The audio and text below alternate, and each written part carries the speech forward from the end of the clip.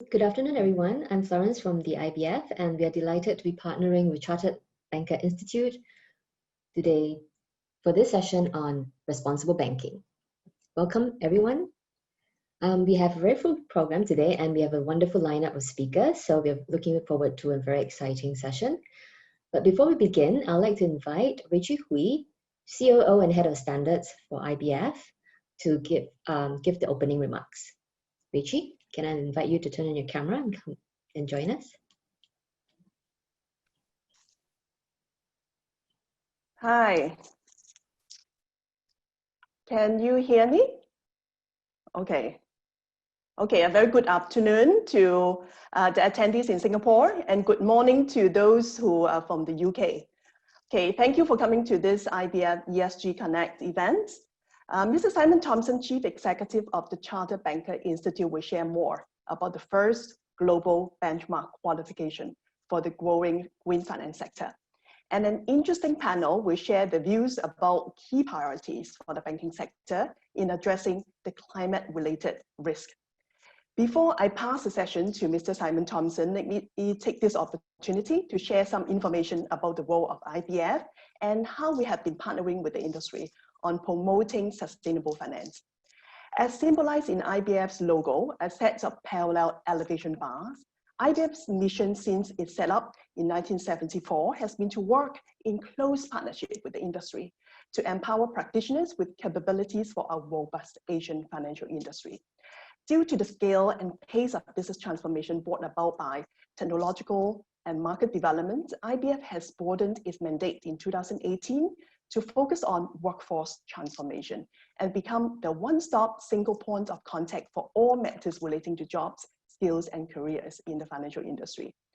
The unexpected COVID-19 health crisis has accelerated technology adoption. There is an even greater urgency for our workforce to upskill and reskill. And the MAS has since released a $90 million support package to provide enhanced funding support for people to gain the skills required to respond to changes expected in the workplace and to help position financial institutions and fintech firms for stronger growth when the threats of COVID-19 recede and economic activity normalizes. The need to promote a sustainable economy is becoming more apparent and is likely to emerge as a major theme when the world recovers from the COVID-19 crisis. MAS is working on a comprehensive long-term strategy to make sustainable finance a defining feature of Singapore's role as an international financial center, just as wealth management and fintech have become. At IBF, we are working closely with both the MAS and the Skills Future Singapore to provide a common level of sustainable finance knowledge and abilities for professionals across banks, insurers, and asset managers. We will also support MAS efforts in working with the industry to develop skills for roles where sustainable finance is integrated within the product development, risk and sales and marketing considerations. For BC executives who want to do the learning at their leisure, we have also launched a mobile learning app called Learn at IBF. The app serves as a platform that brings together useful content and resources sourced from experts and market leaders. Thanks to our knowledge partners such as WWF, Wobico, and ANZ Bank, 22 of the 400 micro-learning modules are on ESG. If your bank is a subscriber, you could check out the ESG content there. You can also find the list of training programs eligible for the excellent funding support on the IBF Program Finder on our website. Once again, thank you for joining us. We look forward to partnering you on this ESG capabilities development journey. Please feel free to contact any of our colleagues to discuss how you want us to work with you. Now let me pass the session to Mr. Simon Thompson. Thank you. Well, thank you very much, Ruiqi, for that kind introduction. And good evening to all our colleagues in Singapore. Good morning to our colleagues in the UK. And I did see we have at least one colleague joining us from Lebanon, Wajep. So hello to you too. And on behalf of the Chartered Banker Institute, we're the world's oldest institute of bankers. It's lovely to see you all. And thank you to our colleagues at IBF, especially to Ruiqi and Florence for hosting today's launch of the Global Benchmark Qualification, the Certificate in Green and Sustainable Finance.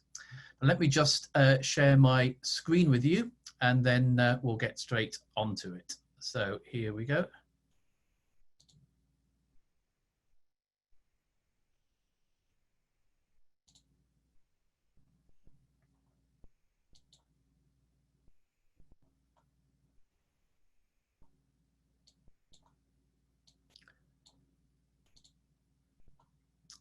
Rachel, Florence, perhaps you can confirm,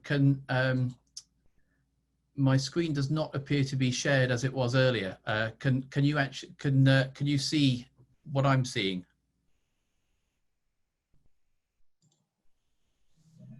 Not yet. So what I'm gonna do is I'm gonna make you a co-host. Let's go. Make me a co-host. That's it. Yeah. Yes. See whether you can try sharing again. That should work now. Mm-hmm.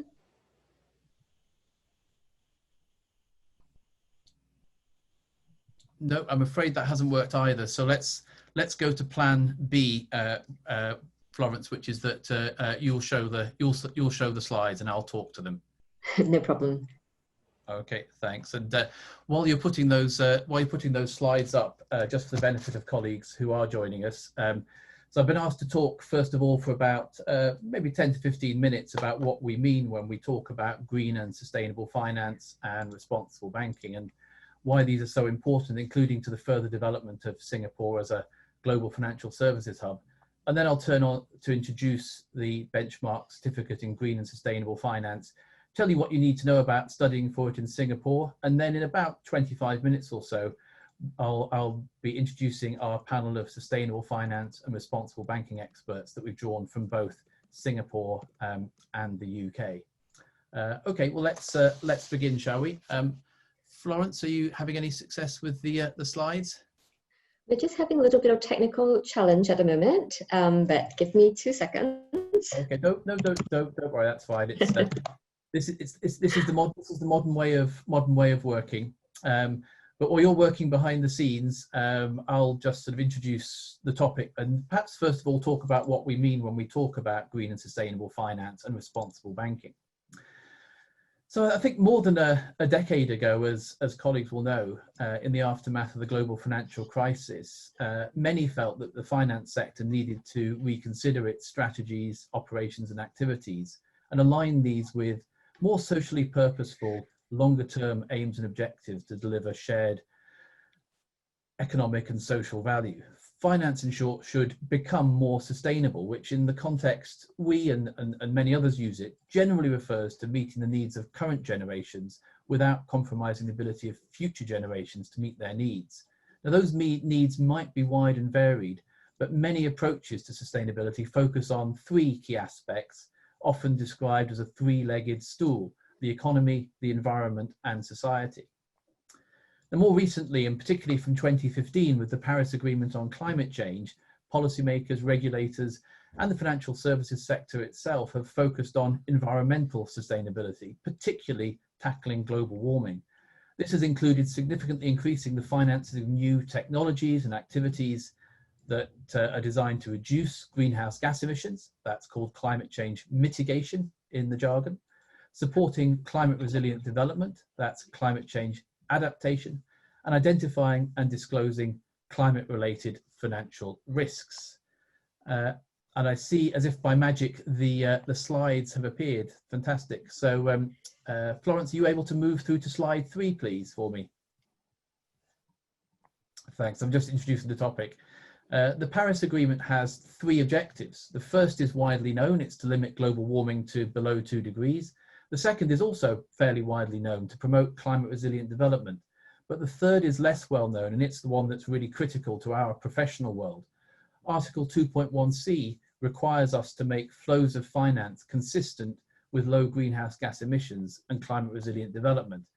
And I think it's really telling and very, very important that the key and legally binding Global Climate Change Agreement has, in one of its 3 main objectives, singled out the critical role of finance.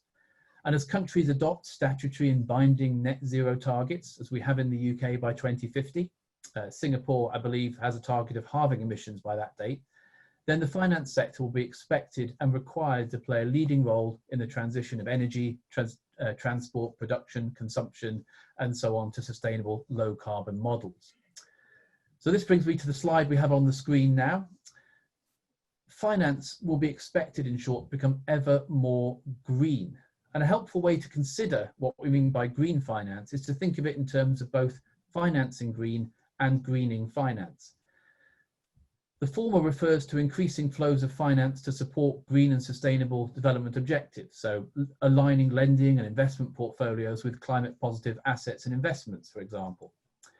Greening finance refers to integrating sustainability within financial institutions' strategies and activities, and the identification and disclosure of climate-related financial risks, perhaps broader environmental risks too, across the finance sector.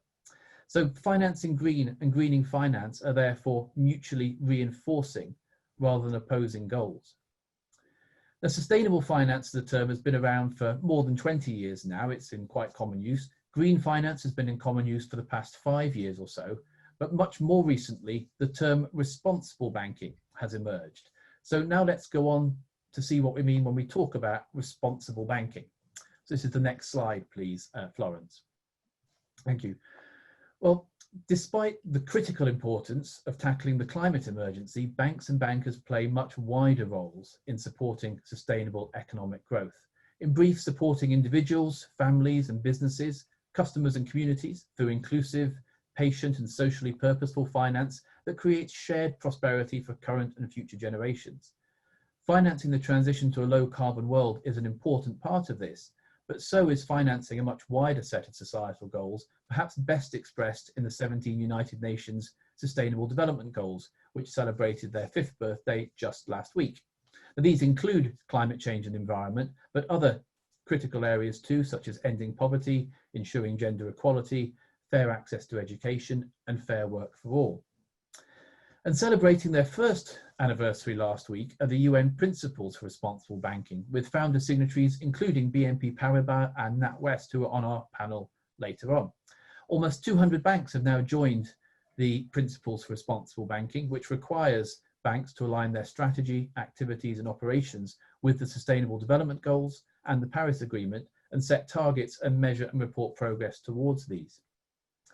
In my view, though, responsible banking goes further still beyond the principles to encompass a fully customer and community-centric, a human-centric, if you like, approach to banking, one where banks are responsible lenders, support vulnerable customers, promote financial inclusion and education, and create that shared prosperity for current and future generations of shareholders, customers, and communities alike. A stakeholder approach, if you want. Now, perhaps responsible banking is still to some extent a nebulous concept. It will, I'm sure, become more defined over time. But if you struggle with what it means, well, think of the opposite, irresponsible banking. I mean, we have tried that. We tried that in the 2000s. And although irresponsible banking benefited a few in the short term, it cost a great deal to many, many more. And it still costs large parts of banking its trust and reputation, and continues to weigh significantly on our cost of capital and returns. So responsible banking then that creates long-term shared prosperity for current and future generations, it's not just good for society, it's good for banking too, it's good business as well. My contention is that responsible banking with professional bankers is how banking should be done.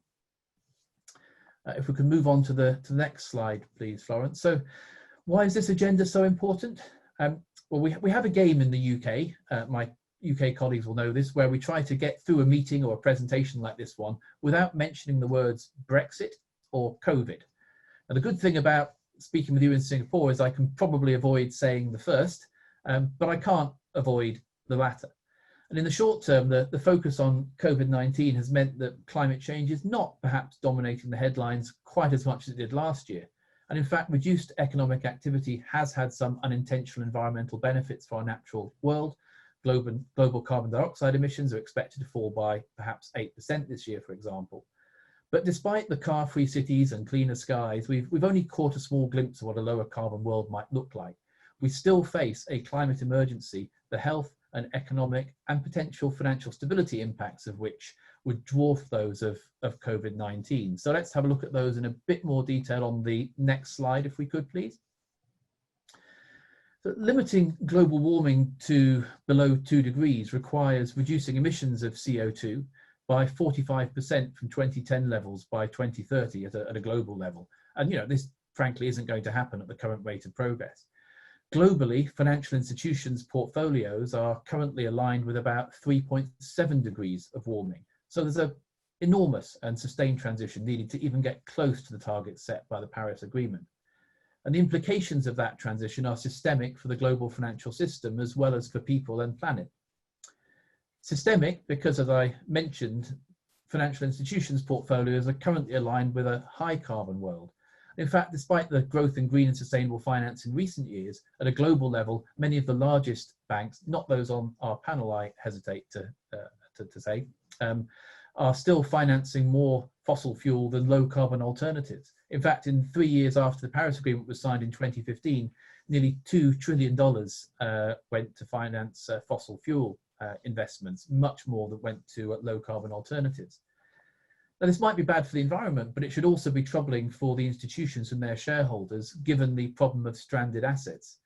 The stranded assets are those which are significantly impaired or potentially can turn into liabilities, in this case, because of the transition to a lower carbon world.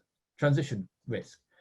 Think oil and gas reserves that are no longer economic to extract because of a combination of cheaper renewables, shifts to electric vehicles and other technologies, and perhaps the introduction of more realistic global carbon pricing. And if you think that couldn't happen, or it couldn't happen quickly, well, think again, because, think back to about 5 months ago when we saw some oil futures fall into negative territory earlier this year as supply exceeded demand. That was never supposed to happen, and yet it did. And this is why, from a financial stability perspective, central banks and regulators have become increasingly concerned about climate risks, and especially the risk to institutional and system stability from stranded assets in recent years.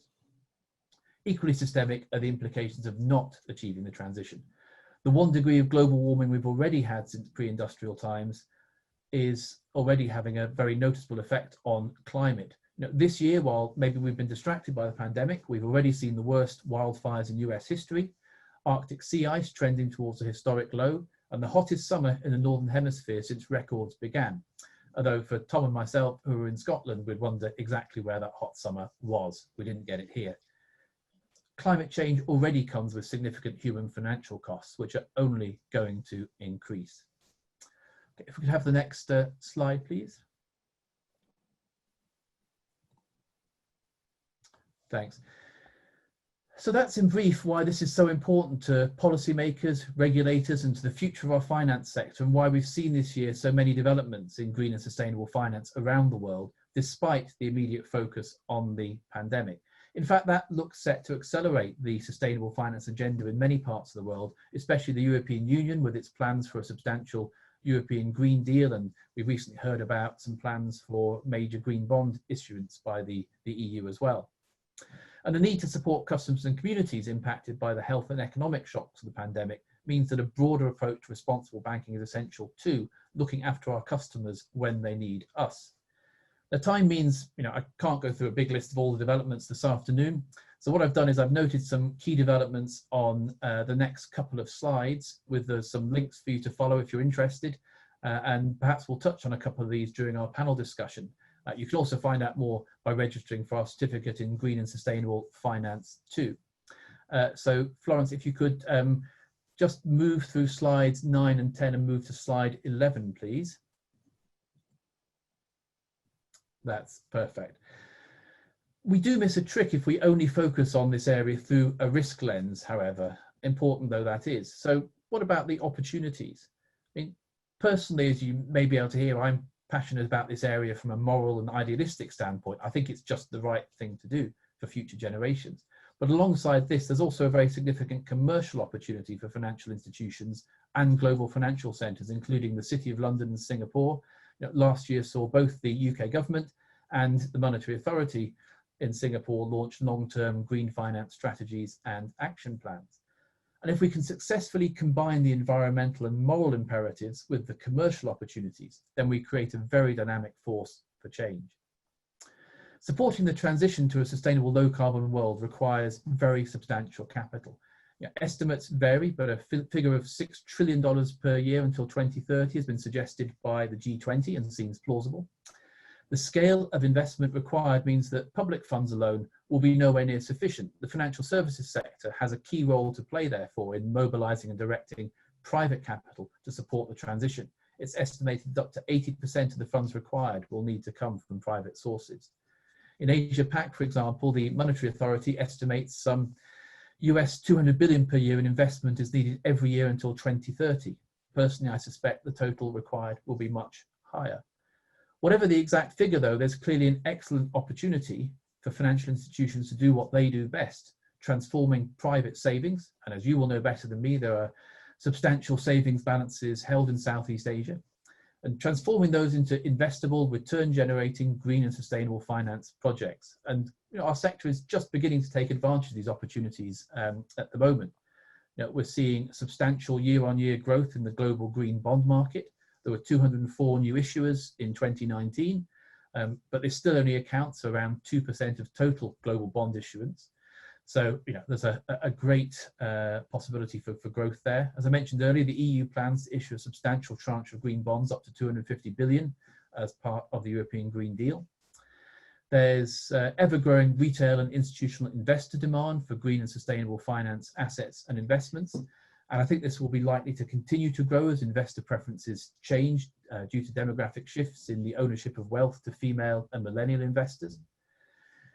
We can combine this with increased activism and engagement from investor groups such as Climate Action 100 and the Portfolio Decarbonisation Coalition, who are successfully working with major emitters. Two great examples are the work they've done with BP and Shell to encourage them to adopt net zero targets and align these with corporate strategies and, crucially, executive remuneration. And there's an ever-growing range of green and sustainable finance products, including green mortgages, retail and corporate savings products, green tagged commercial loans, carbon footprint trackers, sustainable ETFs, new innovative sustainable fintech products and services. Ant Forest is one that will be very well known in Southeast Asia, for instance, and much, much more. So, but please see the latest edition of Green and Sustainable Finance Principles and Practice, the book that supports our certificate, for more details. Now, the transition to a sustainable low carbon world must be led by increasing numbers of finance professionals with an understanding of the critical role of financial services in supporting that shift, the move to more sustainable economic models. And those finance professionals need the knowledge and skills of finance too, to be able to develop and deploy products, services and tools that can mobilize capital to support that transition. As an educator, I've been acutely conscious of the challenge we face in equipping our finance profession, not just a small number of green and sustainable finance specialists, but colleagues across banking and finance with the knowledge and expertise they need to lead their institutions and help their customers and clients apply sustainable finance principles. As well as mainstreaming green and sustainable finance, we need to mainstream green and sustainable finance knowledge and skills, therefore, and that's been a major focus for me personally and for the Chartered Banker Institute in recent years. Florence, if we could move on to the next slide, please. And that's what led us to develop the Global Benchmark Certificate in Green and Sustainable Finance, which I'm delighted to be launching in Singapore this afternoon in partnership with our friends and colleagues at the Institute of Banking and Finance. So now let me introduce the certificate to you with a few basic facts and figures. So the certificate is designed for financial services professionals around the world who want to develop and demonstrate their knowledge and expertise of green and sustainable finance. The syllabus covers banking, insurance and investment, and it's aimed at financial services professionals overall, not just at bankers. There are no entry requirements and no prior knowledge is assumed. In terms of the educational level, it's benchmarked at the equivalent of the first year of a university degree programme. It's not intended to be a rigorous academic treatment of the subject, but a practical, vocational, practitioner-focused programme that gives colleagues the knowledge, skills, tools and techniques to apply green and sustainable finance within their institutions and in their daily activities. The certificate and its supporting materials and e-learning are divided into 12 units, each of which students should be able to work through in about a week or so, although registration lasts for a year, so you can work through it at your own pace. And the learning approach includes interactive e-learning modules with audio and video that support each unit. There's self-study using the Principles and Practice of Green and Sustainable Finance, the world's first practitioner guide in this area. There's a very wide variety of learning activities and case studies within it. There are knowledge checks at the end of each unit, and critical for me, there's personal reflection on an application of learning as well, which is a key part of our approach to learning and development. And at the end, the assessment is via an online examination which lasts for an hour. And those exams are conducted via remote invigilation. So we brought this in before current lockdowns and social distancing measures to reduce the carbon footprint from our students travelling to exam centres, which is our scope 3 emissions, because we wanted to practice what we preach when we talk about sustainability.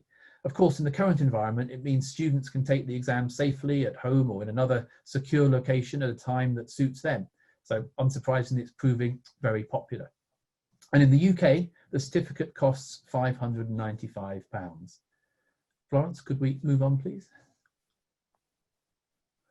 In Singapore, though, I'm delighted to say the Singaporean government, the Monetary Authority, and the Institute of Banking and Finance, as Rachie alluded to earlier, are showing real global leadership to build green and sustainable finance skills and are heavily subsidising the programme.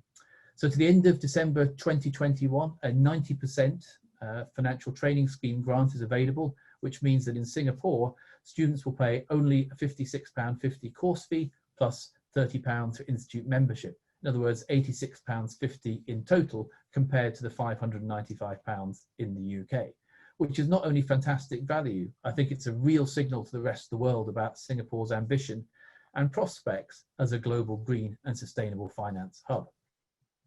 To register, if you're an individual, please go to our website at www.charteredbanker.com/Singapore Green Finance, where you can sign up and take advantage of the financial support available. Or if you're an institution and would like to register a small, or ideally a large cohort of colleagues, then please contact my team at partnership@charteredbanker.com and they will help you register all your colleagues together. There are no application deadlines. You can enroll for the certificate and begin your studies when it suits you and your employer. As I mentioned, you have up to a year to complete and take your exam, although I'd expect you to be able to complete the programme in about 12 weeks or so. But why wait? Register today and become one of the first in Singapore to qualify. Rachie, if we could move on to the next one, please. Sorry, Florence. So looking at the areas we cover in the certificate briefly, I mean, there's a huge amount within it. Green and sustainable finance and responsible banking are rapidly growing areas. As I mentioned earlier, we cover banking, investment and insurance within the scope of the certificate. The syllabus and content were designed together with the UK's Green Finance Initiative and Task Force, so there was a great deal of industry and expert input into this throughout the development process. There are basically 5 key areas that the certificate covers. Firstly, to explain what's meant by some of the terms such as green finance, sustainable finance, responsible banking, but crucially also to understand the science of climate change, which underpins the subject.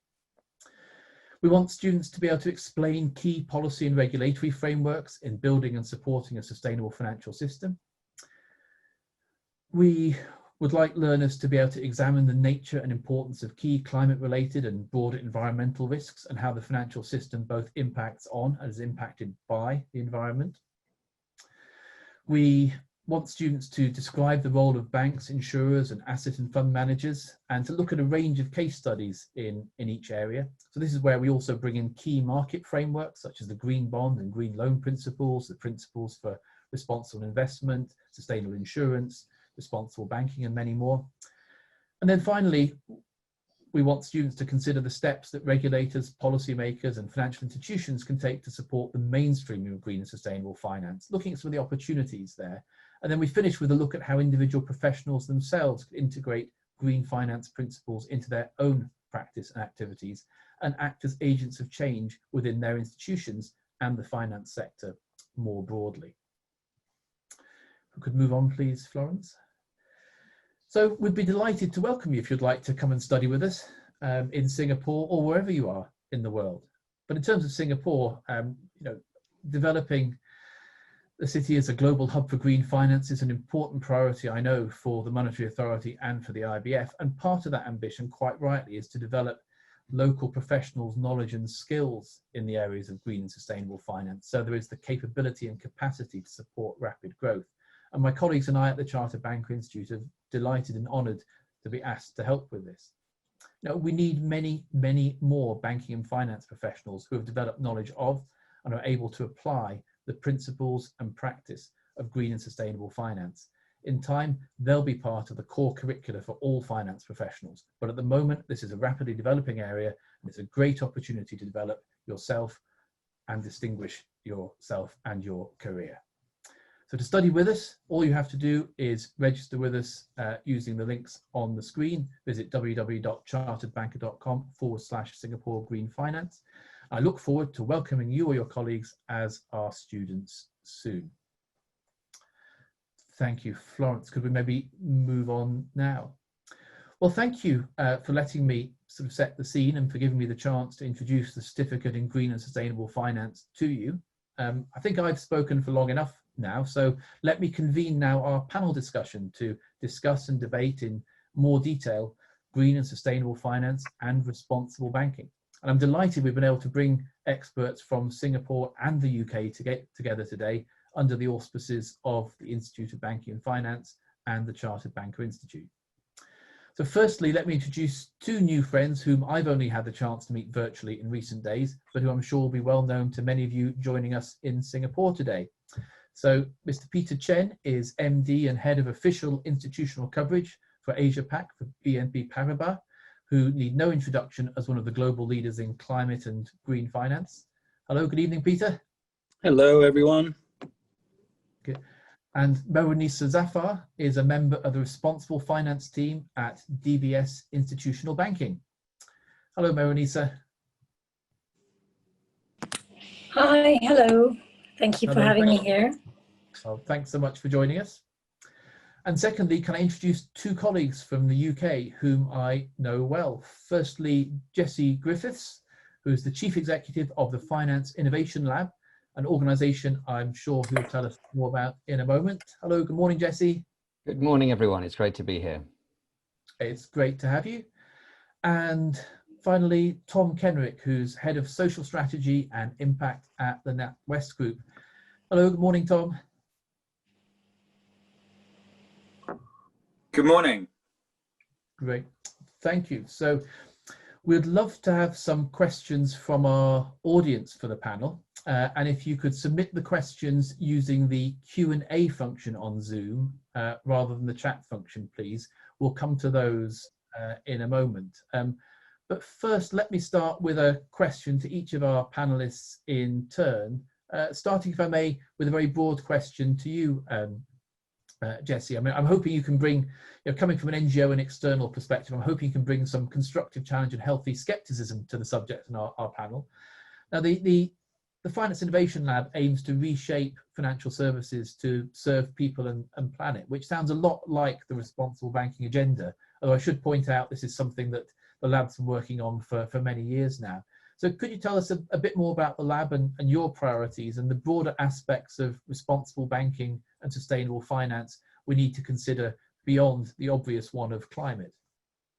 Sure, thank you. Yes, so the Finance Innovation Lab is aiming to support fundamental change to the financial system so that it becomes resilient, sustainable, just and democratic. And to get to your question about responsible banking, I guess what we would argue is that responsible banking means recognizing that banks are a bedrock, not just of the economy, but of societies and the environment too. So from this perspective, the true purpose of banking is to help individuals, companies, societies, and the planet to thrive.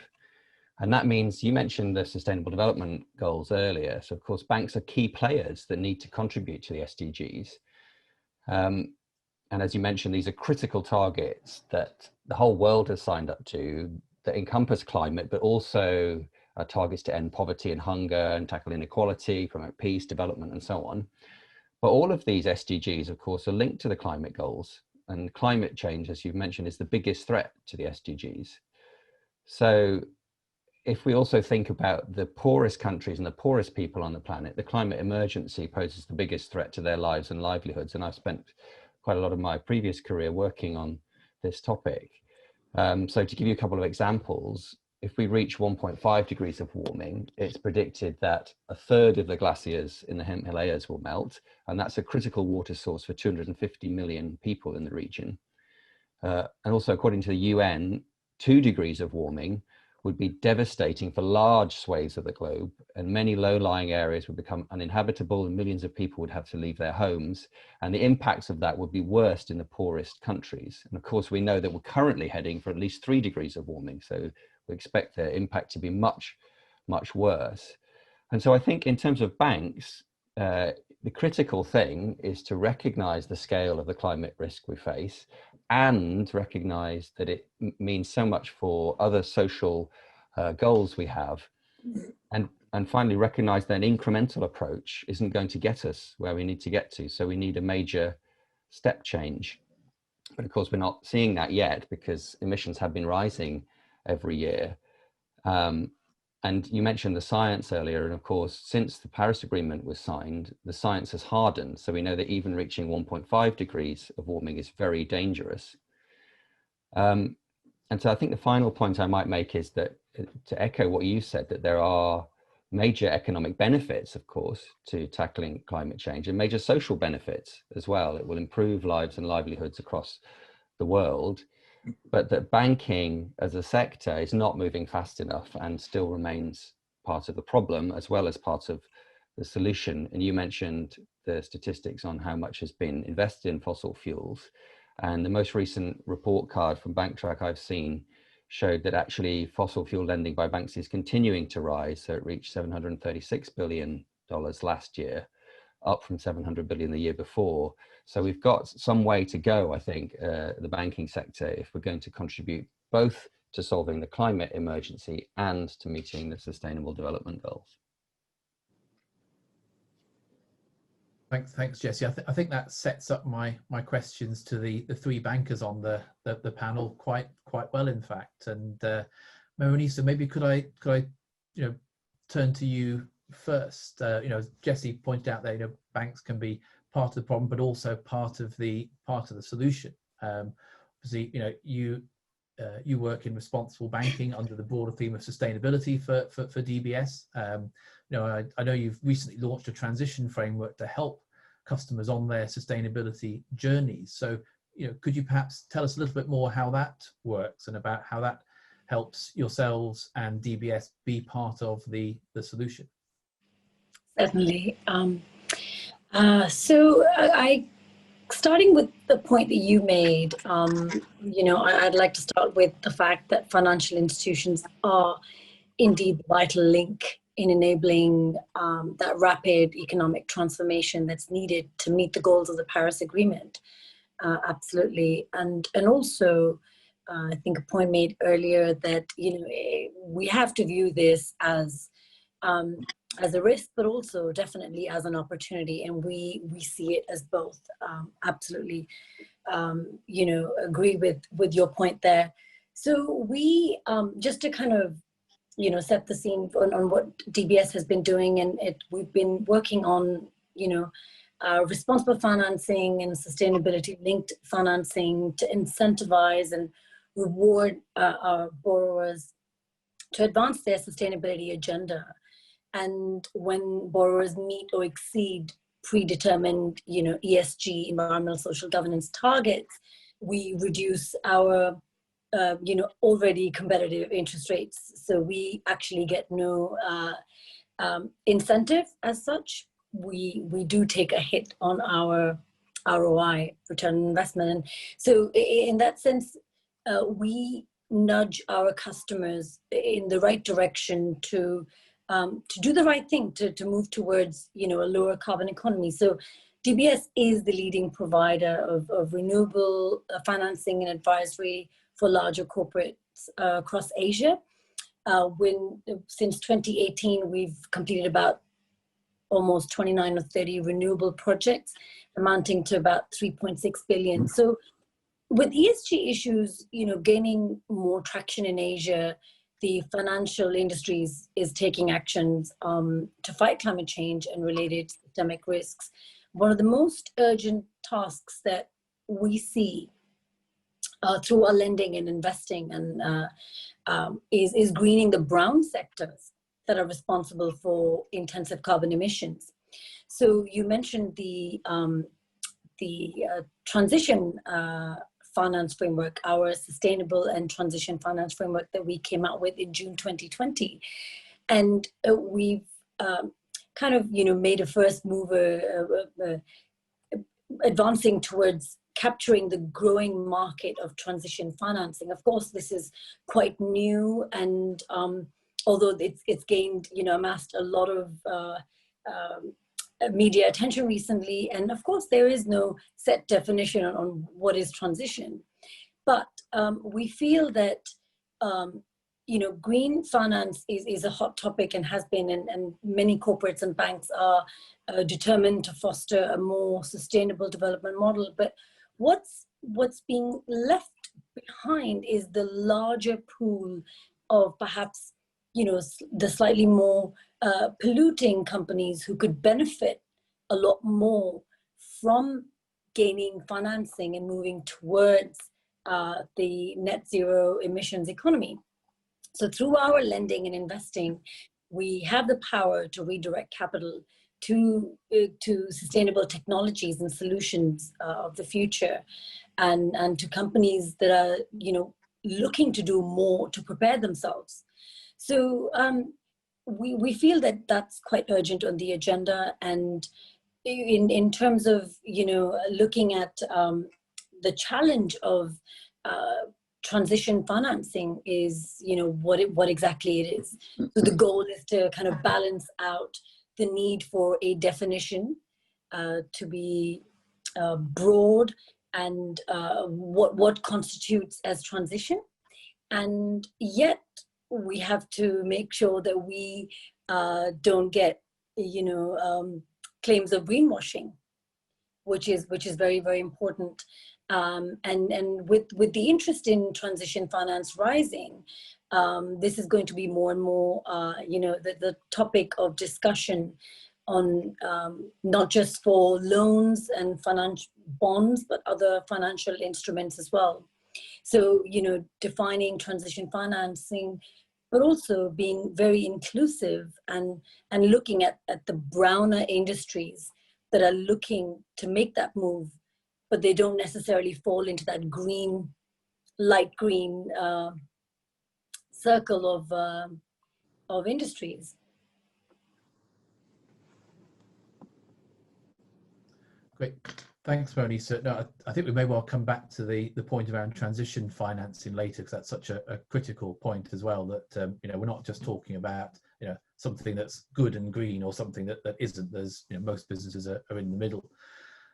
Maybe Tom, if I could kind of come to you, and again maybe picking up on one of the points that Jesse made about large financial institutions still financing sort of fossil fuels. I mean, 15 or 20 years ago, sort of RBS was very much known, certainly in the UK, probably globally, as one of the leading oil and gas banks. But what our colleagues in Singapore may not know is that you have a new CEO, a new strategy, and a new name this year as NatWest rather than RBS. And the new strategy is a very ambitious vision for a purpose-led bank. And Tom, I know you and your team have played a key role in designing that strategy and now putting it into practice. So could you maybe tell us a little bit more about it and how NatWest is aligning not just part of the bank, but the whole bank with kind of a responsible banking agenda?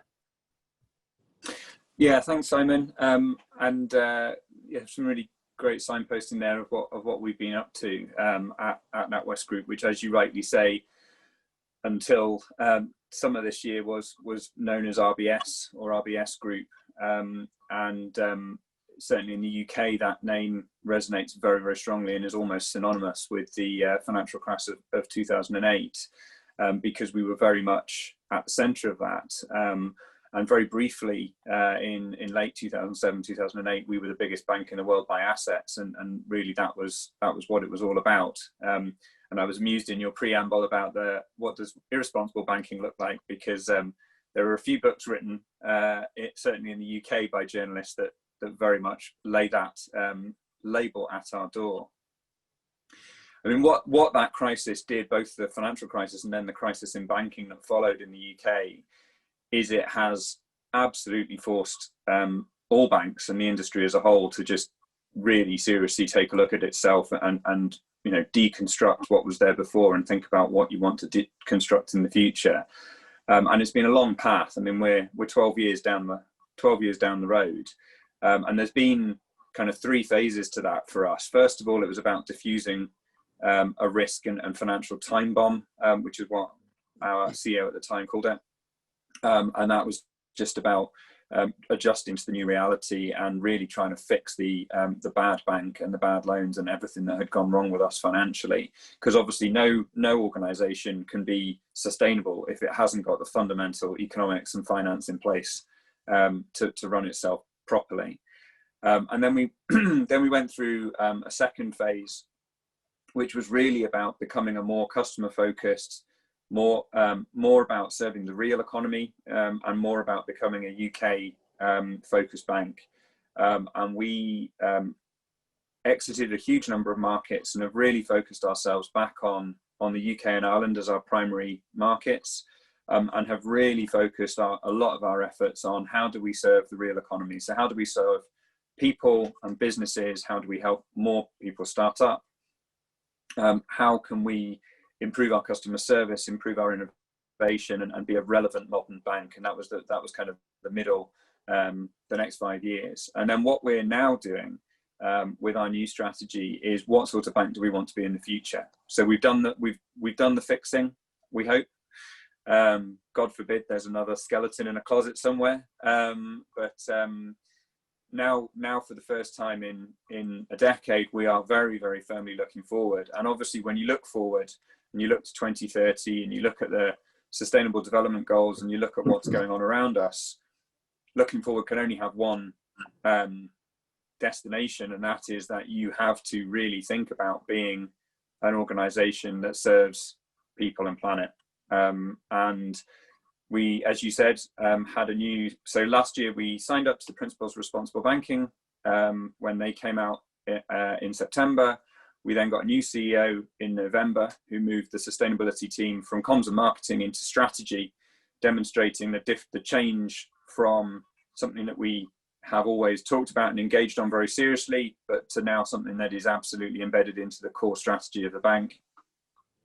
We announced that new strategy in February with a new purpose, which is about championing the potential of people, families and businesses. And then really what we've set about this year is demonstrating that potential. And I'm in the sustainable banking team, so I've seen this all the way through that 10 years of how we've kind of done things incrementally, step by step. And now I'm beginning to see the kind of real revolution. And the big difference in the last 12 months is that we've gone from a small team of committed individuals who are running around the organization as subject matter experts and really trying to kind of press the right levers to make things happen, to all of a sudden our purpose has unleashed this wave of enthusiasm and energy and creativity and innovation about what can we do as an organization to have a positive impact. And there's all kinds of things going on. We're putting 1,000 colleagues through some bespoke training with the Cambridge Institute and with Edinburgh University, for example, to make sure that all of our people designing products and thinking about our customer processes have the necessary sheep dip through sustainability and really understand what it is and that broader context that they're trying to design for the future. So this last 12 months has been fairly transformational for us. And I think, as I say, it's almost been like we've been winding up a dynamo for a long time, and now we've put it down on the floor and it's shooting off, and we're very, very pleased to be chasing after it and helping it go in the right direction. Great, thanks Tom. And then turning to Peter, I mean, so BNP Paribas, certainly within Europe, I think has been rightly sort of seen as one of the global leaders in climate and green finance for quite some time now, and you're kind of the bank is further down that journey than NatWest is, for instance, but especially in the green bonds and green lending world in Europe. But I'm intrigued. What does that mean in Singapore and in ASEAN more generally? What are you seeing in terms of customer and client demands and the regulatory landscape in the region in terms of green, sustainable finance, responsible banking, and in turn, how is that changing the bank in Singapore and ASEAN, where you're based? Okay, so I'm going to draw a little bit from what everyone has said, from Tom's piece around what the bank has been doing, Marinisa's part about finding differences in basically all the different clients, some being further ahead of the game, some being way behind the game. And in essence, if you take an analogy, it's like a massive highway with several lanes, and all these lanes are at different speeds. But what we also have to remember within each of these lanes is you have slow traffic in them as well. And so that adds to the complications. So in the context of ASEAN, therefore, you have countries that are ahead of the game from a thought perspective rather than an implementation perspective, insofar as sustainability goes. So it's no longer a green topic as it used to be called. Today, it's much more about sustainability, which is a much broader definition. Thailand is ahead of the game in terms of thinking, in terms of implementation through policy and through parliament, making it basically law to implement as they go forward. But the implementation process is very, very, very slow. Insofar as Singapore is concerned, and you look at the promotions that the MAS has had insofar as green bond issuances, etc., it's there basically to promote as much of that issuance as possible, and yet at the same time you have token issuances being done, but much more can be done. If you look at Indonesia and Malaysia, for example, they've kind of joined the game now, understanding and realizing, I think, the importance overall of sustainability. And they've made their mark insofar as saying, look, we're in this game, but again, implementation can be a little bit difficult. Even Cambodia is on the map for that as well. Even Vietnam is now in discussion around this. So in retrospect, I think it's very clear to me that everybody understands the importance of sustainability of the 17 SDGs, and certainly in terms of climate change, taking Jesse's point, and the importance of whether we achieve that or not achieve that, and what that actually means. I think there is a degree of maybe disbelief in what it can do, because we're not there, we don't really understand it, but we do know that sometimes some summers are getting very hot, for example, and we feel it. But there is still a degree of that touchy-feely needed in order for people to really understand what is actually happening in the world. So from a financial point of view, therefore, when you look at the whole array of all these corporations or financial institutions that need to be part and parcel of this bandwagon, they're all at different levels and all at different parts. So this concept of transition, which Marinisa was talking about, is very important, because we do need to help them basically get to the goal, the final goal. If we're to achieve this 1.5 degrees warming, which may not even be enough now, everybody needs to sing the same song. This isn't about a different tune. It isn't about what you prefer. There is a necessity, and that's what we really need to understand. And so if banks get together, and they are beginning to do that externally in terms of the different bodies, the different institutions that are coming forward, partially being pressured by some of the NGOs as well, which is a good thing. The reality is that we're turning on, if you like, the ignition to at least get this engine rolling and moving in the same direction. Internally, and I think you need to look at this from a population standpoint as well, particularly in the millennials and the younger. They are kind of forcing the issue to some degree as well, insofar as their understanding or awareness, if you like, of sustainability. So internally, when we take on graduates and the training programs that we have for them, a lot of this sustainability as a topic, in fact, is already inculcated into a lot of what we do as a basic training for our staff. So the whole group at large has a greater understanding and access basically to resources. I'll stop there, Simon. Well, great, thank you, Peter. And I guess you prompted a really important question for all the panelists there. I think I was noting down your words here, about making sure that we all sing from the sing the same tune. So, what prompts that? Is it regulation? Is it, you alluded to kind of changing demographics, so the rise of kind of millennial investors or millennial employees, millennial customers? To what extent does this need to be driven by policy and regulation, and to what extent does this need to be driven by customer and client demand? Or the alternative is simply, some banks and financial institutions sticking their necks out and taking a lead and saying this is where we see the opportunity is. Maybe Peter, I'll come back to you first, seeing as okay, you prompted the thought. From my perspective, and certainly from many of the customers I've spoken to, I think it's a combination of all. It's not one or the other. I think to some degree the regulators and policymakers are a little bit slow to jump onto this bandwagon, in that, and I understand where they're coming from, because to a large degree, if you think about it, right, there is no clear parameter. It's not a definitive a science, and as a consequence to that, it's very difficult to apply policy. And so, to some degree, you need to see how things evolve from where we're at. From a customer point of view, some are changing, some are very conscious, some have already included ESG into their entire portfolios. And are investing consequentially based on their own creation of what they believe will be or should be the ESG standards, guided to some degree by the external bodies.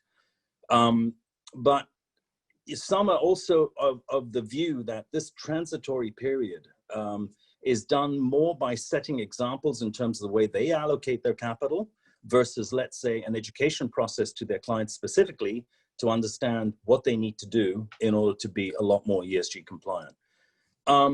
So really and truly, I think it's a combination, and it's total awareness. This whole concept of total awareness, to me, is absolutely critical. Without that awareness, it really doesn't matter whether there's a policy or not. Does that make sense? It certainly makes sense to me, but you may be preaching to the converted here. Simon, I'll jump in as well there. I mean, one of the things about becoming a more purpose-led bank is the point about listening to all of your stakeholders, and it's something that we've obviously taken very, very seriously in the journey that I described to you just earlier. And there are still a wide range, and sometimes we're leading clients and sometimes clients are leading us. Sometimes we're contributing to policy and sometimes policy is leading us. Very often over the last few years, it's been the NGOs and organisations like Share Action in the UK, which have really kind of taken the bit between their teeth, and organisations like Jesse's, and have either gone in at the C-suite or have tapped into the kind of entrepreneurs and activists internally, and have made those and have managed to make those changes. But one of the challenges with being a bank is that, as part of the economy and as part of society, is that it's quite difficult to take a kind of radical position, especially when you're one of the, we're one of the big four banks. We bank a quarter of the businesses in the UK, and if we suddenly swerve off in a direction that is totally unexpected, then actually we can disengage a lot of people and leave a lot of people behind. And a huge amount of my role in sustainable banking and our role as a team is gathering those views, is spending time with customers, NGOs, and hearing all of those voices, and then trying to find the kind of the best route that we can. And sometimes that's a slower route than would be ideal, and sometimes we can really go fast with stuff, and sometimes trigger things happen that mean things happen a lot faster very, very quickly. Certainly, Greta Thunberg, Extinction Rebellion, and Sir David Attenborough have combined to create a consumer rush, which has meant that our personal bank is suddenly getting a huge amount more pull from customers to do more in the green space. And that's been fantastic, because all these projects that had been looked at and thought about and were somewhere in the innovation funnel suddenly speed up. So I think there's that. The only other thing I would say is that I studied chemical engineering and was a control systems engineer for Unilever before I moved into banking, and there is that very clear thing about the delay between when you turn the switch and when the difference happens in the marketplace.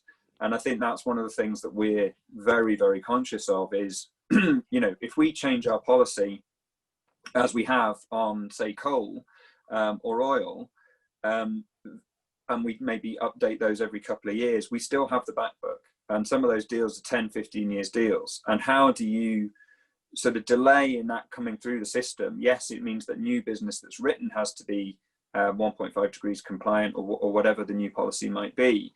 But you've still got to work through all of the back book, and there's a lot of work to be done there to really help our clients transition so that eventually and as soon as possible, all of our book can be appropriate. Which also, I think, brings in aspects, Tom, then of making sure we think about this in terms of a just transition, that if all banks and financial institutions simply stopped financing fossil fuels tomorrow, there would be widespread social crises in many parts of the world and enormous unemployment. So yes, it's not as easy as stop one and start the other. Coming back to the point, Monisa, sort of you made at the beginning about importance of transition and transition finances and moving from brown to green over a period of time. Just to stick on the subject of regulation, though, so Jesse, this is an area I know you and your colleagues do try and prompt changes in regulation in the UK and elsewhere. I mean, one idea that's often suggested and is certainly moving up the agenda in Europe is this idea of green supporting factors or brown penalties for capital. If you want to shift banks' behaviour in particular, change the capital weightings is the argument. Have you got views sort of for or against, what else would you like to see from regulators in particular? I'm in favour, definitely. I think, maybe just turning it back to your early question about change, I think in addition to the factors people have mentioned, and in addition to science being, I guess, one of the major changes, the facts on the ground changing and becoming increasingly relevant, governments are changing every year, and their targets and regulations are getting progressively better, even though I would argue they're still a long way from where they need to be to keep us in the safe climate zone. So yes, I think I would definitely be in favour of central banks and using and banking regulations using their power to risk weight assets so that we could incentivise green over brown. I think that's an excellent idea. I think obviously governments are part of the banking ecosystem themselves. So there are many state-owned banks. Actually, quite a large proportion of banking assets are held by state-owned institutions in many countries, and so they have a role to play in helping to, finance maybe some of the frontiers of finance, or in partnership with other banks to develop new markets in green areas. But I think the key factor for banks and for the governments that we really mustn't lose sight of in all of this is that we have to stop financing fossil fuels.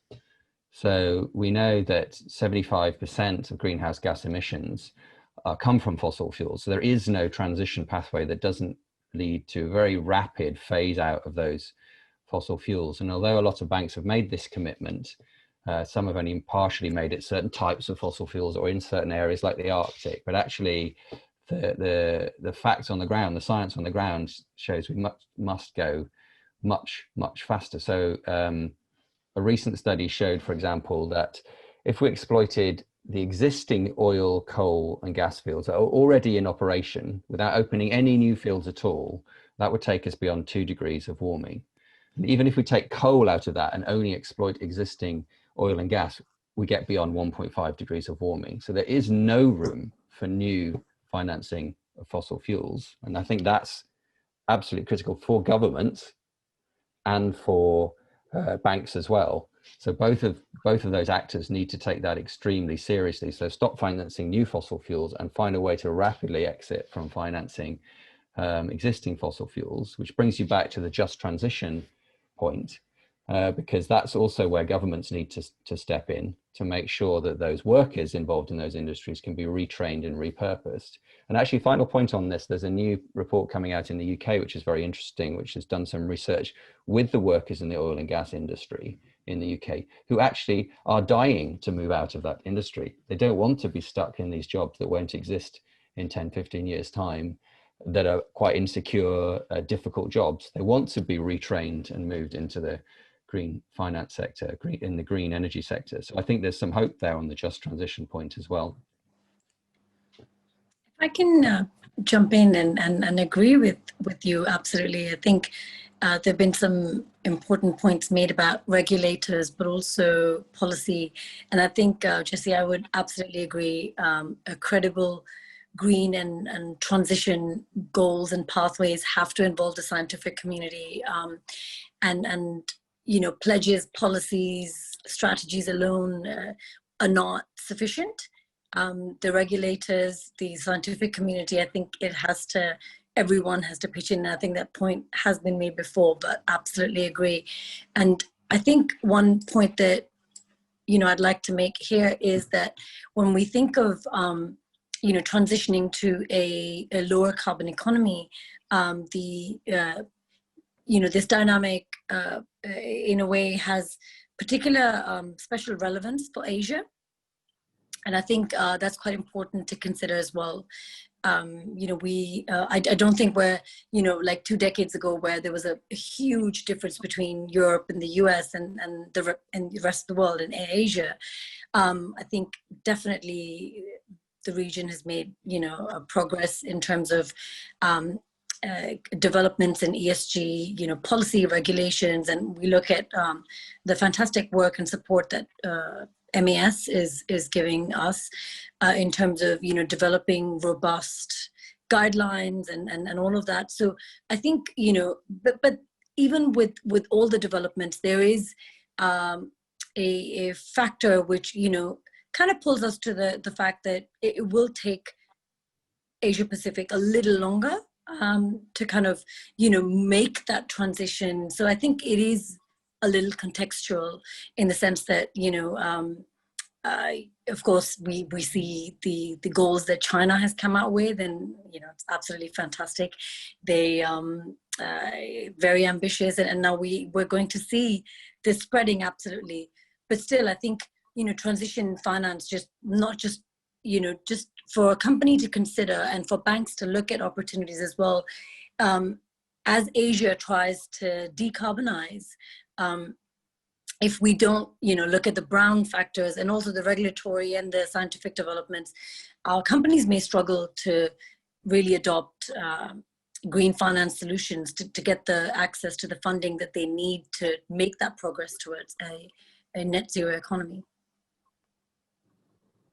Great, thank you, Veronisa. We've had 2 or 3 questions from the audience on a very similar theme, which to summarize is sort of ESG sustainability doesn't generate a positive return. It's not profitable. It simply comes at a cost.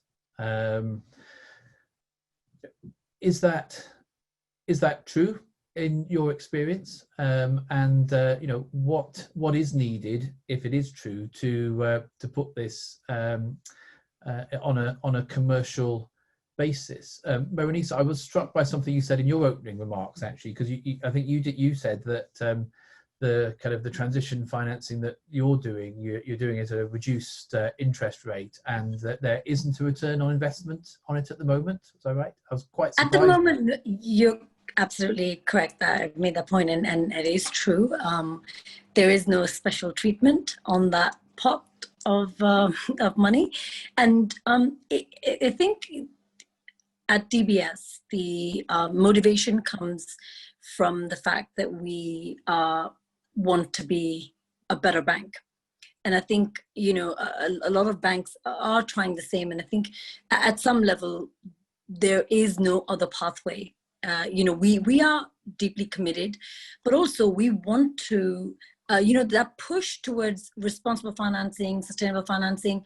Yes, a lot of banks are moving towards that, but I can only speak for DBS, and of course why we do what we do. And I think it stems from the fact that we want to work with like-minded companies. We want to work with companies that want to make that change, that want to move towards that. I think it's not just a case of reputational issue anymore.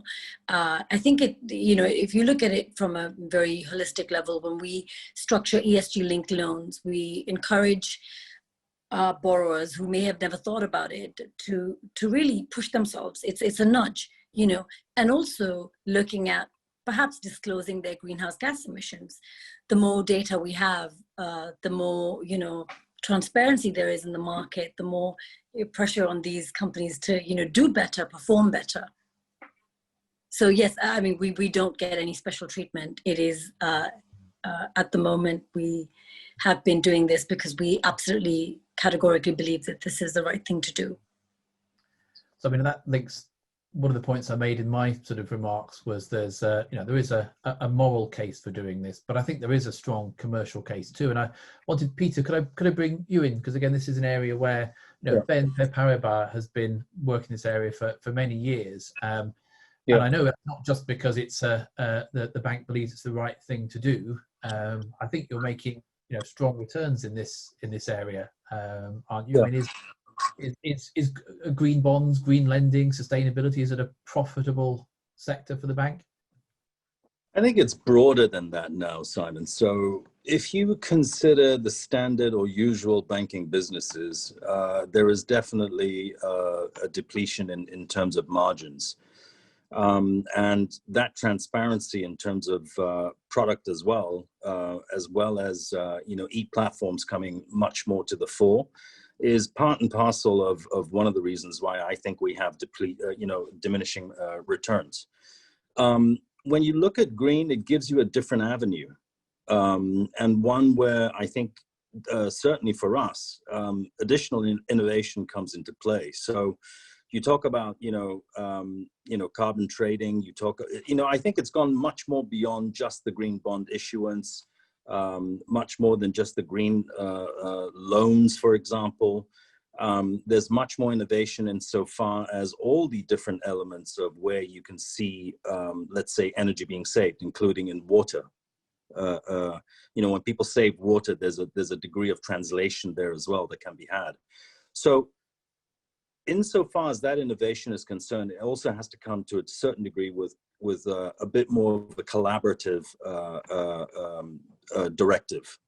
So you're working together with governments, you're working together with NGOs, you're working together with multilateral development banks, for example, in creating much more greener approaches towards the infrastructure as one area. The one that we did was TLFF, Tropical Landscape Financing Facility, that focused really on more the agricultural aspects of farming palm oil, and how best to make that a lot more sustainable, make that a lot more conducive to the 17 SDGs. So I think really it's a very different approach, if you like, to the standard banking business. But make no mistake, standard banking business is also diminishing in terms of returns.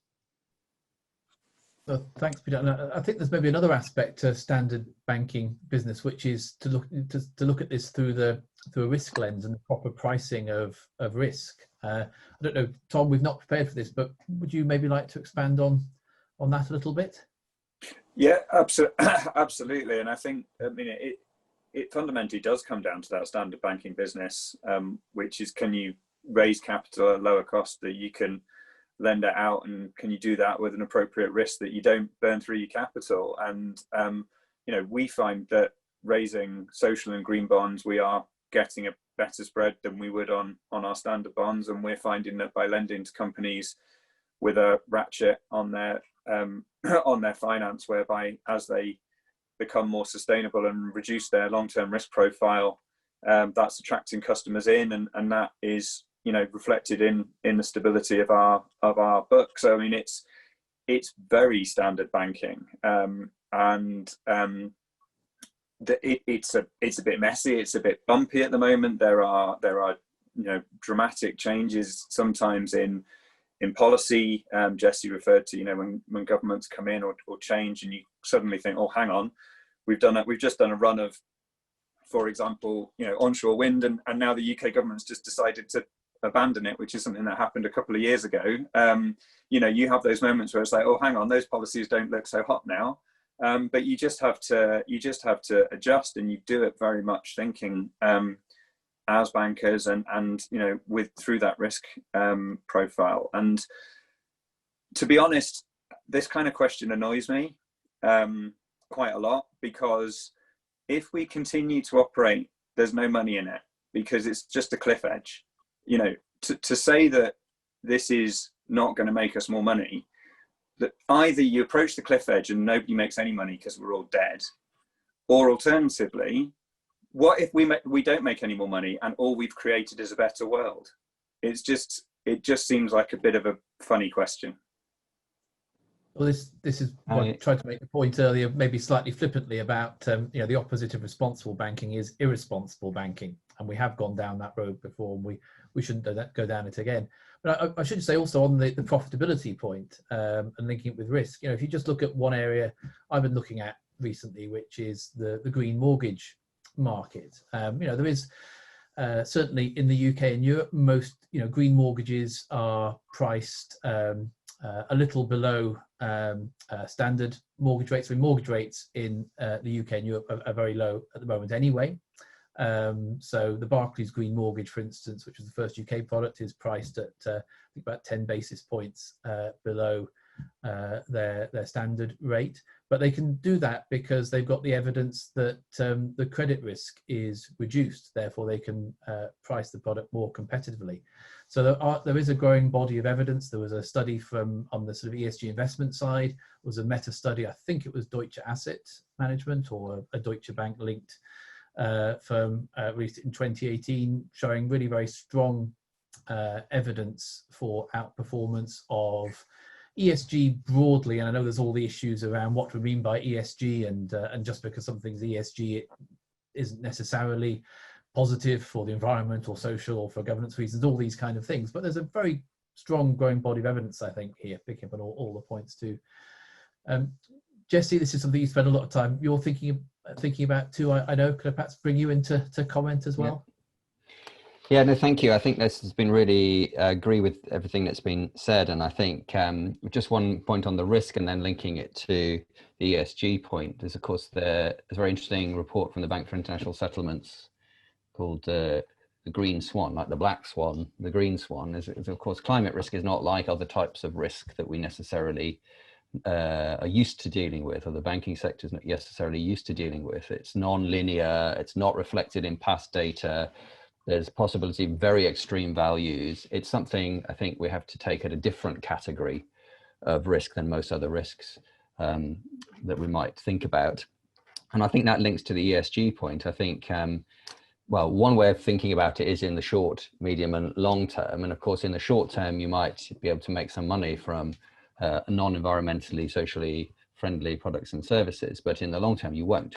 So if you want to transition yourself as a bank, then you have to take these things seriously. But also, as you've mentioned, that there is quite a lot of evidence that doing so can actually be good for your business. So there's one study of the world's top 100 commercial banks that found that those that adopted a strategic focus to ESG, really tried to think about it strategically, had financial outperformance compared to the others. So I think there is an important element there as well. But I think the third thing I'd say is, of course, is that it's bringing back to this point about governments and rules and regulations, and these will change and harden and make it increasingly difficult to support, to make money by financing things that are environmentally and socially unsustainable. So we can expect, carbon taxes to rise. We can expect, as you've mentioned, central banks to become more interventionist in how they take climate risk seriously. We can expect a whole range of more active government intervention that we just have to, well, it's a good thing, and we have to think about that now. I think banks have to think about that now if they're thinking about planning for the future. So I think there's lots of different reasons why it makes a lot of sense for the banking sector to become responsible. All banks become responsible banks as soon as they possibly can. Simon, Simon, I wonder if I can just add one more point. Yes, of course. I mean, you know, I've heard Tom talk about risk. I've heard Jesse mention that as well, yourself as well. And I think the whole concept of risk, in my mind, here can be flipped around.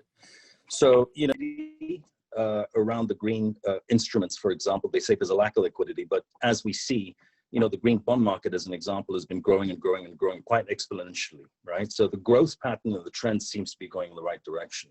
Alternatively, and on the flip side of the coin, I think what people and portfolio managers need to also understand is, as regulators and policymakers become more and more prominent, and like in Tom's discussion around the UK government changing the laws on I don't know, wind energy or whatever, you know, there are situations where your portfolio may be filled with, let's say, some of the fuel and fossil type investments, tobacco type investments that certainly we as a bank have stopped financing. When this thing suddenly switches overnight, just think about what happens to your liquidity on what you currently have. So the valuations of what you're currently holding can be X today, and it can just be digital in terms of a drop to zero. So that added risk is something I think people should also bear in mind. And that's standard banking stuff. Is it and it's one of the areas that keeps the central banks and financial regulators awake. You know, they are also interested in this area from a moral perspective, but they do see the an abrupt transition as being the greatest global risk to financial stability. So this whole area of standard is an absolutely critical area for green and stable finance. But also, let's be realistic. There has to be, if we transition our economies globally, there is a truckload of money to be made. And it's about making the right decisions and being in the right places. I mean, you look at an organization like Tesla, you know, there will be Teslas in, you know, lots of different industries. If you think about agriculture, you think about meat replacement, you think about energy, you think about, you know, every single industry needs to transform itself. And so it's about being clever, being thoughtful, and, you know, yes, there is some money to be lost, absolutely. And some of that will be very precarious and very messy, but there is also a lot of money to be made. I just hope, Tom, it's not when you talk about a truckload of money, it's not a Nikola hydrogen-powered truck that doesn't work. So one of the other areas that's going to it works as long as it's going downhill, I think, Simon. Exactly. Yes. Yeah. Well, colleagues, ladies and gentlemen, our topic today is responsible banking, and it's only responsible of me to ensure that we finish on time this morning in the UK and this evening in Singapore. You know, we all have work and home to go to, although for many of us, of course, that's the same place at the moment, unfortunately. But before we do close, you know, please can I thank personally and on behalf of the Institute, firstly our panelists today, Maronisa, Jesse, Peter and Tom.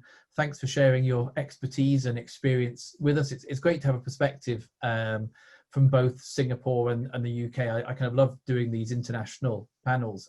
One of the questions we actually got in, which we haven't had a chance to answer, is kind of, will green finance mean that banks and bankers will be doing less flying around the world for face-to-face meetings? You know, I think the answer is yes, and you know, that has its drawbacks, but it also has its positive sides as well. It's just so much easier to put these kind of events on and actually bring together you know, global communities of practitioners and members and students, in our case banking institutes, on a much more regular basis, and I certainly learn and draw a lot from it.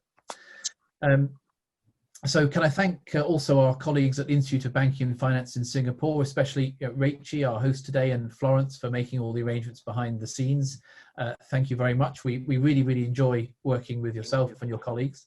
And I hope this is the first of many similar joint events and initiatives. And finally, to those of you who've joined us from the UK, from Singapore, from Lebanon and elsewhere, thanks for joining us. Thanks for your questions and comments. And above all, thanks for your interest in green and sustainable finance and responsible banking. As I mentioned earlier, to embed these within financial services and to ensure we have a financial services profession and financial services institutions that create shared prosperity for current and future generations, we need many, many more banking and finance professionals with knowledge of and who are able to apply the principles and practice of sustainable finance and responsible banking. A global community of professionals who will lead the transition we need to a sustainable low carbon world and lead their customers and communities through that transition too, which is one of the themes we really brought out today. Yeah, and I hope that global community will include professionals like everybody listening and watching today, or listening and watching later on. So, please join the rapidly growing community of green and sustainable finance professionals by visiting www.charteredbanker.com Singapore Green Finance and sign up today. I look forward to welcoming you. Thank you, and good evening and good morning. Goodbye. Thank you, Simon, and our esteemed panelists.